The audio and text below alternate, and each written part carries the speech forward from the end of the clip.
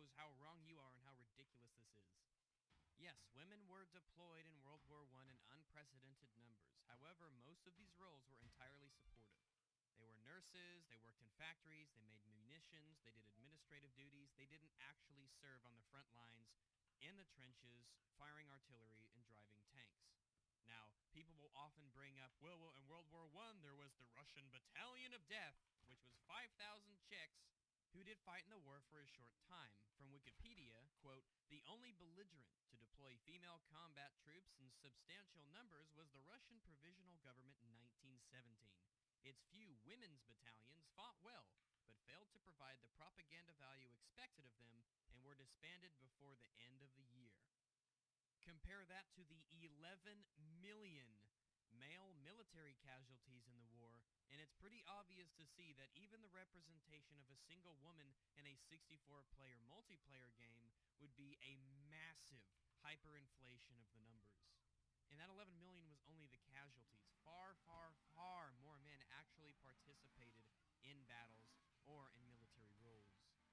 Also remember, in the single player, you do play as a woman.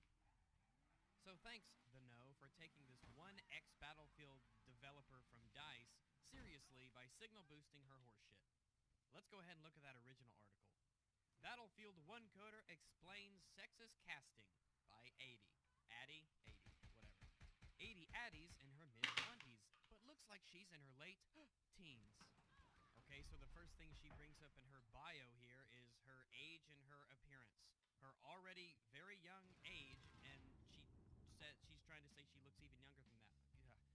She finds celebrity and trending news fascinating and will spend her nights watching and catching up on entertainment. Well, if you're the kind of person who finds celebrity news fascinating, then I guess it's pretty easy to see why you of all people decided to write this intellectually vacuous article on Battlefield 1 and sexism. I'm sure it's probably racist too. As Screen Rant notes, some sectors of the game have been made more modern and are completely not, in the context of the game, realistic. The technology and machines in the game are more reliable, for example, and there are fewer risks with parachutes and other items. These modern aspects were placed in Battlefield 1 to meet players' expectations, and yet developers decided to not include female soldiers into the game. Alright, this is so much horseshit. It's like the person who wrote this article has never played a video game. A video game needs to be about gameplay, and in that gameplay they will have elements of realism and immersion that mix with the gameplay to create an experience. An experience of being a soldier fighting in a battlefield setting in the era of World War I. Certain changes have to be made to realism in order to immerse you in the game. The technology and machines in the game are more reliable, of course, because you're playing a video game. This is not a realism simulator.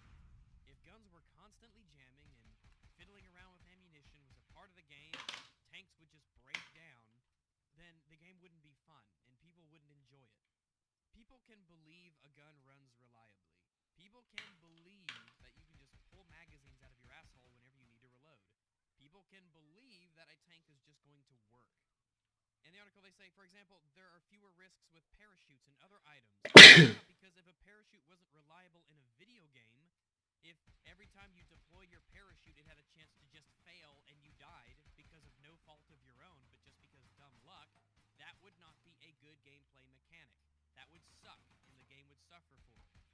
So when they say these modern aspects were placed in Battlefield 1 to meet players' expectations, and yet developers decided not to include female soldiers into the game, duh, of course they fucking didn't. Women played minuscule, tiny, almost negligible combat roles in World War I. That's why in single player you can play as a female, I think she's Bedouin or something, and that can be part of the story. She's playing, you are playing as a female, okay? You are playing as someone who is female, and it's a story, right? You're playing as her. She is the character. You're playing the game from her point of view. But in multiplayer, if only one of the 64 players was a woman, as I said before, that would be a hyper over-exaggeration